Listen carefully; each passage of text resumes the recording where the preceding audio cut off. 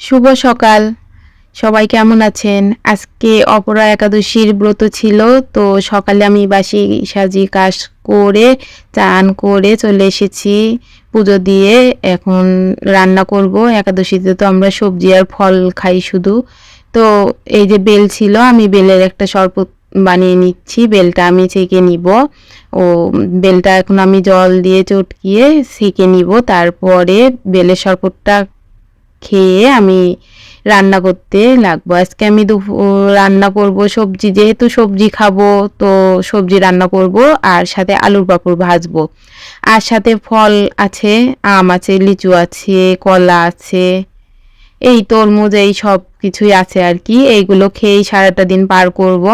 তো এই কথা বলতে বলতে আমার এর মধ্যে তো রেডি বেলের শরবতটা। এখন এই শরবতটা খেয়ে তারপর রান্নার জন্য এই যে আমি ফ্রাই প্যানে তেল দিয়ে আমার আলুর পাঁপড়টা ভেজে নিচ্ছি। আমি এখানে সূর্যমুখী তেলটা ইউজ করছি। সূর্যমুখী তেলটাই একাদশীর দিনে খাওয়া হয়।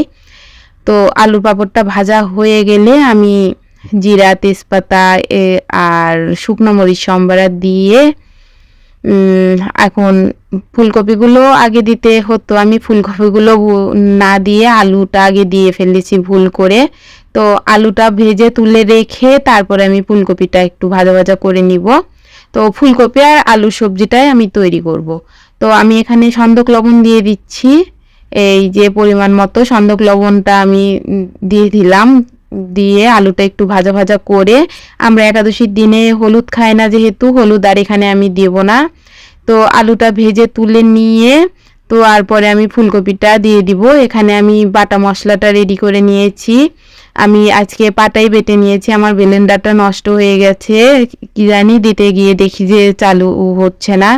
তো আমি পাটাই বেটে নিয়েছি। একটু গরম মশলা, ছোট এলাচ, আদা, জিরা আর সাথে শুকনো মরিচ গুঁড়ো দিয়ে দিলাম।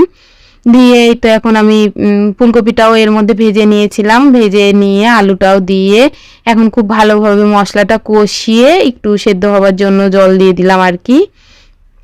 তো এই যে আমার আজকে দুপুরের রান্নাবাড়ি কমপ্লিট। দেখেন এইটা সিদ্ধ হয়ে গেলে আমার তরকারিটা রেডি। এখন আমরা সবাই দুপুরে খাবার খাবো, এই যে একাদশীর প্রসাদ। তো সবাই ভালো থাকবেন।